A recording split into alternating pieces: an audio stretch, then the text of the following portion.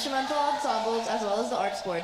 The spring instrumental music concert will be here in Frierson at 7 p.m. on Tuesday, the 21st, with doors opening at 6:30 and no tickets are needed. Here to preview a part of the concert, please welcome 7th grade orchestra to perform the piece Medieval Kings by Soon Hee Newbold.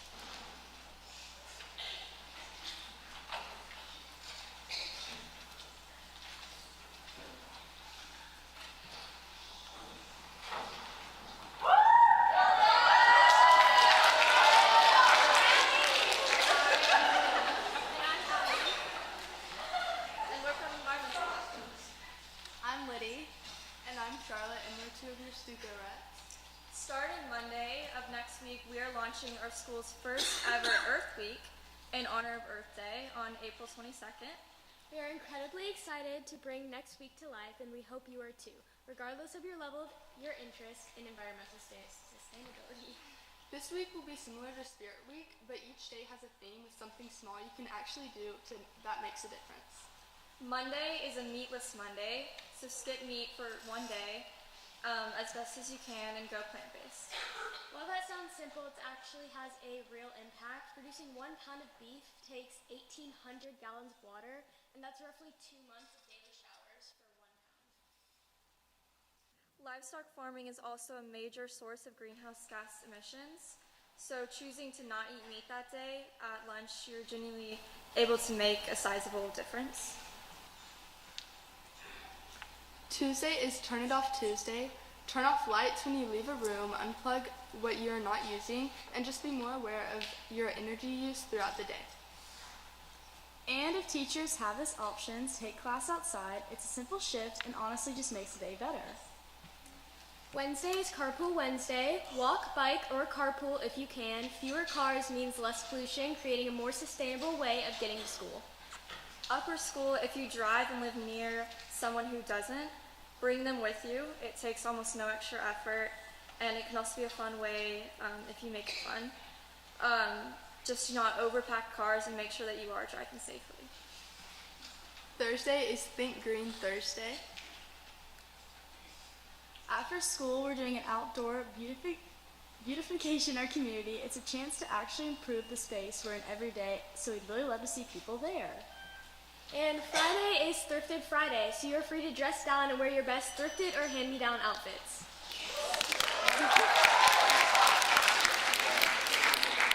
We are hosting a best dressed contest with a prize, and there will be separate winners for middle school and upper school and maybe even faculty. So the prize will be announced later next week, so stay tuned on that. Just note if your outfit isn't fully thrifted or includes fast fashion, it won't qualify for the prize. Reusing clothes reduces waste and cuts down on fast fashion, but it also makes it for a really good outfit competition, so start planning, and we better not see any park sweatshirts or anything like that. And last but certainly not least, on Saturday we're hosting a river cleanup with Macaulay and Baylor. More details are coming soon, but go ahead and mark your calendars. It's a great way to get volunteer hours and give back to your community, and we're not going to let Baylor show us up. None of this is mandatory. But it's an opportunity to be a little more intentional in what you do.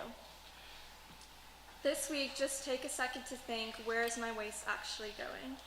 This isn't something to overlook. Our impact on the environment is much larger than you might think.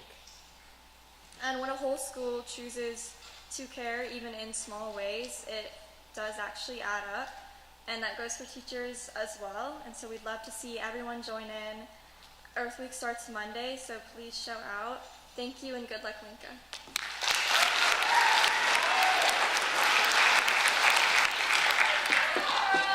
What's up, guys? I'm Farah. I'm the senior on the athletics board. And next week is our spring rivalry week and the last week of home athletics games starting being here. And to kick off the week and make the week super fun and get everybody hyped, on Monday afternoon during chapel we'll be having our spring pep rally. The theme is neon, and we are asking everyone to wear all the neon accessories to school on Monday, but you have to wear your uniform with them. So think headbands, boas, socks, things like that. We will be giving out a prize for the most spirited people in both middle school and upper school. So bring everything you have, and let's make this last pep rally the best one yet. Also, next week it's going to be packed with rivalry games and senior nights. So please stay tuned to Bruiser Athletics on social media and on my GPS for updates. Thank you.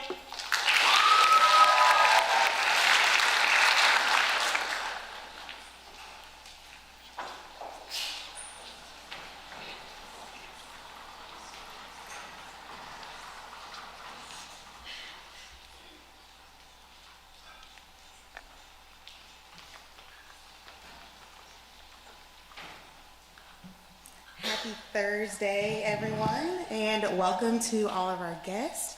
I hope everyone's excited about Grandparents' Day tomorrow. Yes, okay. We have no additional announcements, so I'd like to welcome Mana to the stage to introduce her host sister and our chapel speaker, Linka Radnovich.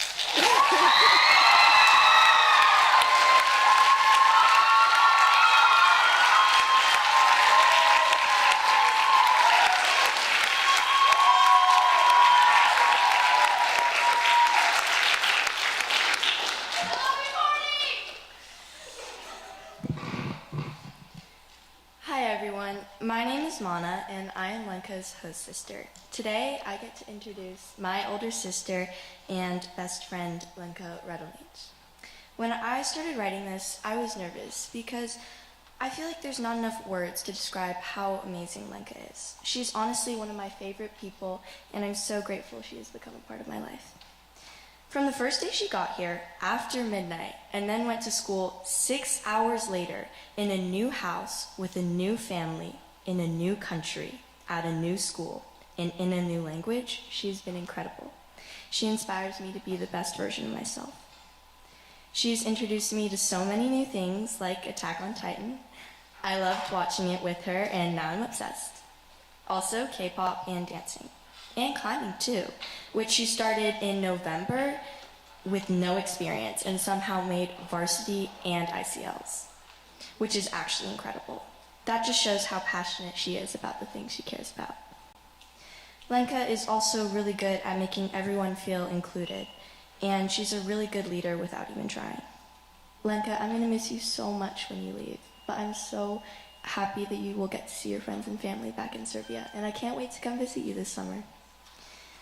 Now introducing my best friend and your Chapel Talk speaker, Lenka Radonic.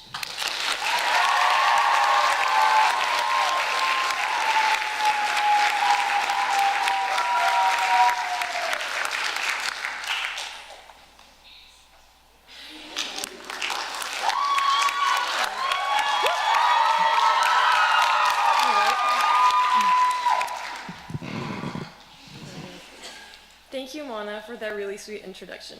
Even though I'm the older sister, I feel as if you're the one who's teaching me something new about life every day, and not the other way around. But anyways, first and foremost, I want to thank Assist for making my dreams come true. I'll be forever grateful for this experience. Shout out to Ramp Gang!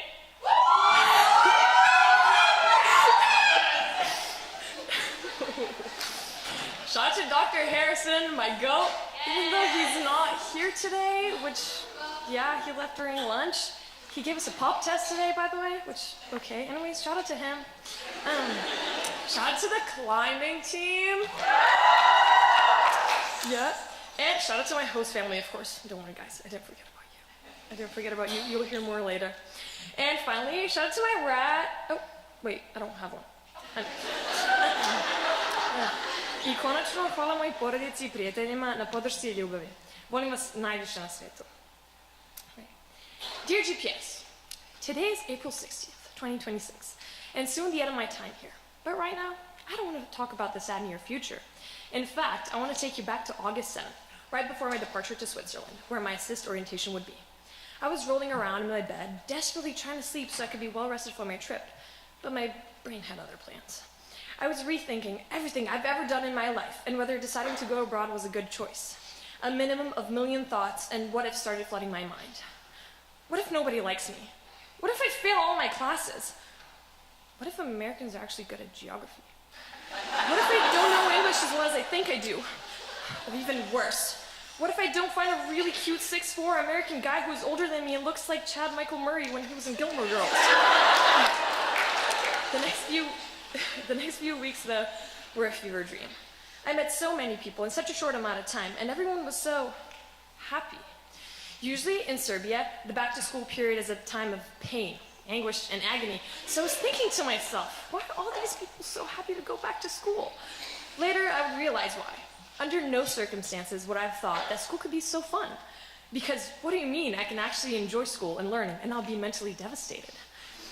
I was so excited as I got to go to all these events and dances that I've always dreamed of going to back home when I'd watch American rom-coms.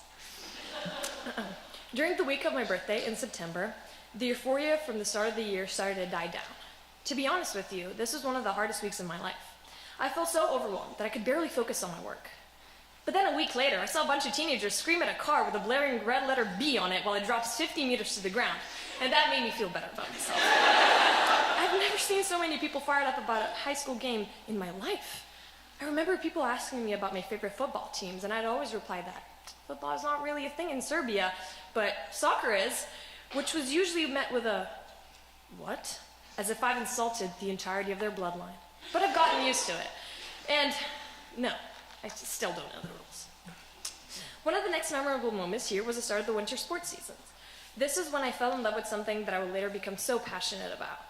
Sadly, it was not a 6'4" Michael Murray look-alike, but a new sport, one that I've never thought about doing, climbing. I wasn't really good at it first, but it was amazing at absolutely demolishing my ego. From climbing, I've learned teamwork, even though it's more of an individual sport, patience, and that hard work pays off. Previously to this experience, I've never felt like I was a part of a team before, even though I've been doing team sports for most of my life. One of the next memorable experiences was the Christmas road trip with both my real family and my host family that started in Chattanooga, Tennessee and ended in San Antonio, Texas. It was amazing, to say the least. I've gotten the opportunity to get to know the different sides of America. In New Orleans, I felt a kind of familiar energy, similar to one home, and got to eat the one and only jambalaya. In Houston, I got to see where George, my host dad, grew up, and I also saw how diverse the city can be. And in San Antonio, I got to see some of the historical side of this country, which is, if you don't know this about me, also my favorite side. None of this would be possible without my host family, of course, whom I want to thank again for choosing to do this, for choosing me, and for being such amazing and generous people that have created a second home for me here.